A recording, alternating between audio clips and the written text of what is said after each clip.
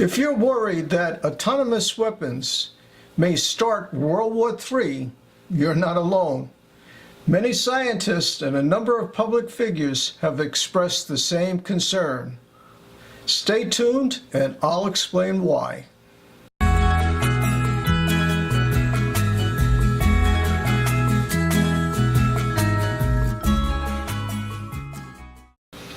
You're watching Savvy Life Strategies, and I'm Lou Del Monte. We publish videos every Monday, Wednesday, and Friday at 1 p.m., just like these. So be sure to hit the subscribe button and click the notification bell to get more videos, just like these as they're published. Now, let's talk about autonomous weapons.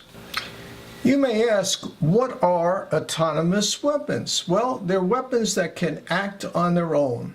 They're artificially intelligent and they're able to make decisions. Now, there are two types. One are semi-autonomous, which means that they have a human in the loop or on the loop, such that it can alter the course of the weapon or make a final decision regarding the use of force in the taking of human life.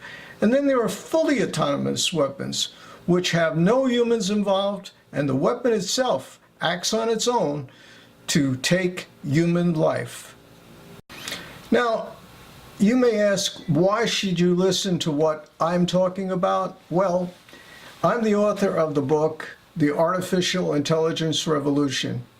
And this book became the #1 bestseller on Amazon in 2014.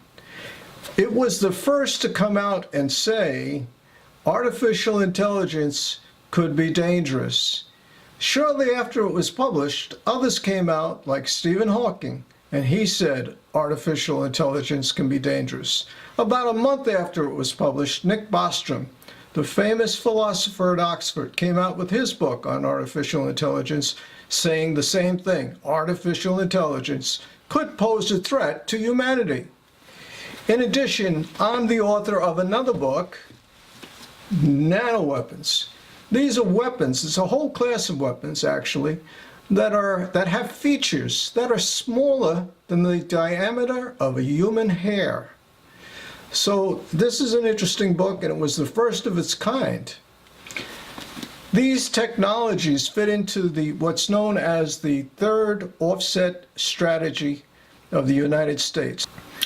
An offset strategy is a technology that is used to overcome capable potential adversaries.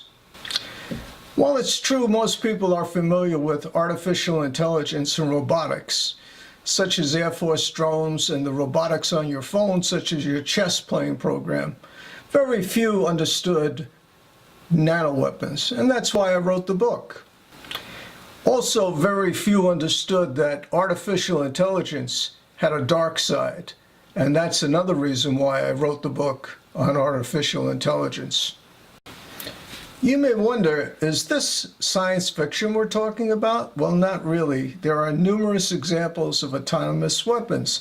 Consider the X-47 UCAS, which stands for Unmanned Combat Aerial Vehicles.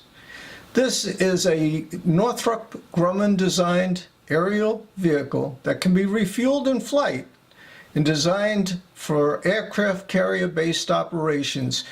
It can actually take off and land on an aircraft carrier using its own artificial intelligence, the first weapon to ever be able to do that. This is truly a killer robot.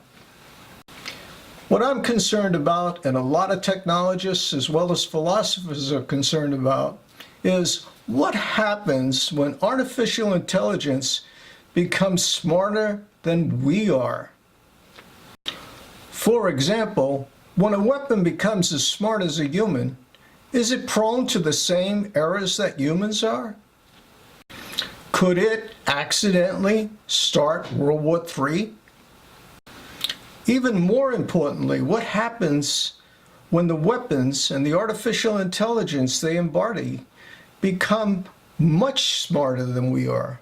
A point known as the Singularity, where artificial intelligence is not only smarter than we are, It's smarter than all of us put together.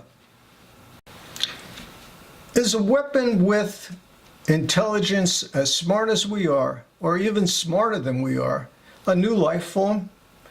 And will it, on its own, potentially turn against us or refuse to engage in conflicts on our behalf? That's possible.